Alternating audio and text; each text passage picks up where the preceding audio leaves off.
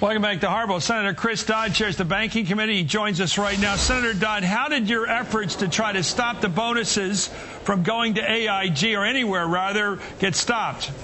Well, first of all, Chris, having written the provision in the bill that passed unanimously in the Senate to deal with golden parachutes, bonuses, and excessive executive compensation, the debate this evening would be, why didn't you try and write anything in the stimulus bill?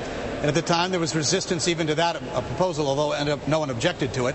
When it got into the conference, but you understand that meeting between the House and the Senate, I was not a conferee. That is, I wasn't sitting in there with a voice or a vote.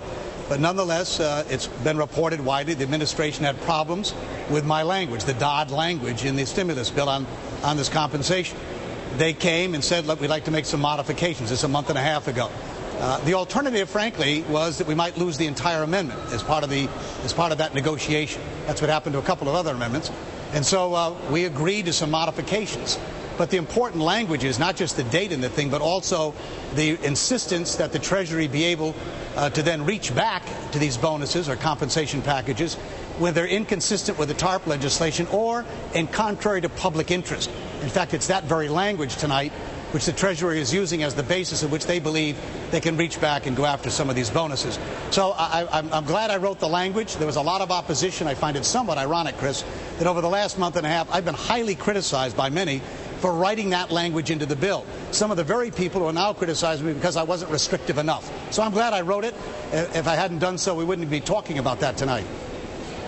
So you wrote language that got as far as the conference committee coming out of the Senate version, which said there'd be no bonuses and this kind of thing to companies that benefited from this bailout money. And then somebody who came to you from Treasury and told you to get rid of that language? Well, it was staff. And modified it or put in the grandfather of February 11th. Right. It was staff and so forth. They meet with staff and talk about it. So I don't know the names of the individuals, but they expressed their concerns about it. They weren't the only ones, but certainly expressing their concerns about lawsuits and other things that might happen. I don't have any information they were thinking about AIG at all. No one was talking about any bonuses. I only learned about the bonuses at AIG late last week, that they were even out there at all. So a month and a half ago in February, it had more to do with these contracts and the abrogation of contracts. I believe that was their motivation. And it seemed at the time that provided we had that language that allowed the Secretary to reach back, or the Treasury to do so, that they only seemed technical in nature. And so the choice was, do I accept that? Or, frankly, the alternative, while it wasn't explicitly stated to me, was that the entire amendment would be dropped. There were those who wanted to do that. What do you think of the AIG bonuses, the $165 million that's been reported? Should those people give that money back? Absolutely. Should the government sue for it? What can you do legislatively or whatever way to get that money back to the government? Well, one, the provision of that bill and the language of my amendment, the stimulus bill, would, I think, give the justification for the Treasury to go back and to go after those bonuses. Secondly, Max Baucus tonight, I know, is working with Chuck Schumer and others on a tax provision that would allow us to recapture at least a good part of those bonuses as well. And I'm sure there are others who are looking at the legal ramifications. You know, people talk about these contracts as if somehow they were sanctified. Contracts are renegotiated all the time. Tell that to a labor union, for instance, that finds today it having to renegotiate its contracts. So the idea that somehow this contract is so sacrosanct you can't touch it at all, I find offensive, quite frankly. And my hope would be that those who've gotten these bonuses would step back up at this moment and say, you know what, we're going to give them back. Let's resolve this matter without a lot of lawsuits and other matters. Well, if these contracts are not sacrosanct, as you say, why didn't you make that argument to the Treasury officials who came to you and asked to have them exempted? Well, I believe we did at the time. Remember, I wasn't negotiating with myself here. I was very proud of the amendment we had adopted unanimously. I wasn't sitting down after the fact. Why didn't you fight to protect it against the Treasury Department that was looking out for these contracts? What argument did they make that was so sound, so strong that you had to relent? Well, the argument, in a sense, the argument was either we accept this or you lose the amendment altogether. That was the danger for us. That's what happened. Who was going to yank it? Who had the clout to remove the entire restriction on bonuses that you had put in? Who could have pulled that out of conference? Well, I can't tell you, but that's certainly what happened with the Wyden Snow amendment dealing with the tax provisions. That entire amendment was dropped from the conference report. So there's certainly evidence that you could change those amendments. That's the alternative. This happens all the time, and particularly if you're not in the room, but trying to protect what you've written. Again, it was unanimously adopted, and they came with modifications. At the time, their argument was, of course, the legal ramifications of all of this. In retrospect, if I had known then that we're dealing with AIG bonuses of this nature, then obviously we wouldn't have made any changes at all in it. But at the time, it seemed like a relatively innocent enough request, and we maintained the bulk of that amendment, including the right for the Treasury to reach back and go after these bonuses. Okay, but you believe that Congress has the reach now to get those bonuses back through what means would they use? Well, again, I think the language of this amendment that was adopted allows for that, as the Treasury has suggested this evening is the case as well, and certainly the ability to go after and tax them as well as a way of recouping the money. And there may be other legal means as well. I know that maybe the Judiciary Committee and others are looking at these contracts. You'd have to look at the contracts themselves to determine whether or not there's any opportunity to rewrite them at all. We're looking at a report that came out of one of these websites that talks about the kind of money that AIG has been giving in PAC money or whatever contributions. You've got over $100,000 in the last cycle from them. President Obama has over $100,000. John McCain got $59,000. Senator Clinton, as a candidate, got almost $40,000.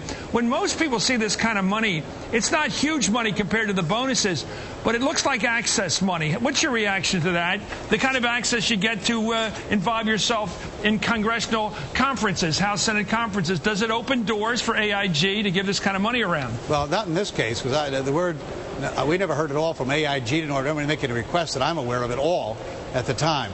And certainly, look at Chris, and you and I have talked about this issue on numerous occasions in the past. Had I had my druthers, if I could write the law itself, we'd have public financing of these campaigns rather than having to go out and raise the money. But candidly, in the absence of that, in order to run for public office, Democrats and Republicans, you raise money. Remember, a few years ago, AIG was a respected company with a long history and a long tradition.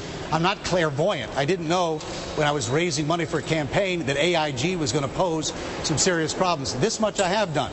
I received no PAC money from any company receiving any TARP money at all. And if we can identify who these people are that took these bonuses, and if I received a nickel in contributions from any of them, that money will go to charity or go someplace. But you got the money from AIG, and AIG got the government money. Yeah, but again, I mean, you're making a connection here that somehow that's the reason they did, and that's completely false. Okay, we'll be right back with Senator. I want to talk to you about this culture of risk-taking and greed. We'll be right back with Senator Chris Dodd on Hardball. Back with Senator Chris Dodd of Connecticut, the chairman of the Banking Committee. Senator, a couple of accusations came across today. One was Congressman Gary Ackerman of New York was working on something today with Mr. Liddy, the CEO of AIG. He talked about that there was talk today, in fact, on our show earlier tonight, that there may have been some sort of fear factor here on the part of AIG, that if they didn't retain these top executives through these bonuses, that they would go off and do mischief against AIG. Do you have a sense of that story at all? But they would do negative work against them in some way? None whatsoever. I mean, if that's the case, that's terrorism of some fashion. I hear the usual argument we get in this is that you're going to lose talented people and you can't replace them. And I just don't find that argument has any credibility whatsoever. I believe in performance pay. If people are actually helping something get back on track again and make a difference that way, I'm not opposed to bonuses where they make sense, where you're actually increasing the performance of something. But the idea that you're going to pay people because they may leave you or somehow they may terrorize you seems to me at that very juncture, if Mr. Liddy know that, and he's a good man, I'm told, then he should have been contacting the FBI immediately. I'm trying to get something said about, straighten my head about Secretary Geithner, the new Treasury Secretary. He said in all the testimony this week we're hearing, he didn't hear about these AIG bonuses till last Tuesday, yet you tell us that during the course of the writing of the conference report on the stimulus bill, that his agents, his people, were coming to you saying we got to protect these contracts for bonuses. If he didn't know about these bonuses, why was he fighting to protect their contractual rights? Well, I'll have to let them speak for themselves, but there were a lot of institutions, Chris, including some smaller banks as well as some larger ones, that were concerned about these long-standing contracts. That was the argument. Right. And I don't know, and certainly no one mentioned AIG to me at all or anyone on my staff. Yeah. But that argument was being made and saying that there'll be a deluge of lawsuits if we don't somehow deal with this. At the time, it seemed relatively innocent. And what we insisted, I know I'm maybe not making this as clear as I'd like, that we insisted that language modify that date to still give the Treasury the opportunity, and I don't have the language right here, but basically says inconsistent with the TARP or contrary to public interest.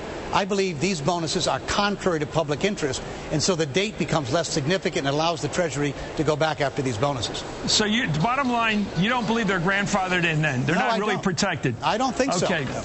Okay, Senator Chris Dodd of Connecticut, sir, thank you very much for joining us and clearing up that matter. In 1 hour at 7 Eastern, a special edition of Hardball with live coverage tonight of President Obama's town hall meeting out in OC, Orange County, California. That's coming back here in an hour. Right now it's time for 1600 Pennsylvania Avenue with David Schuster.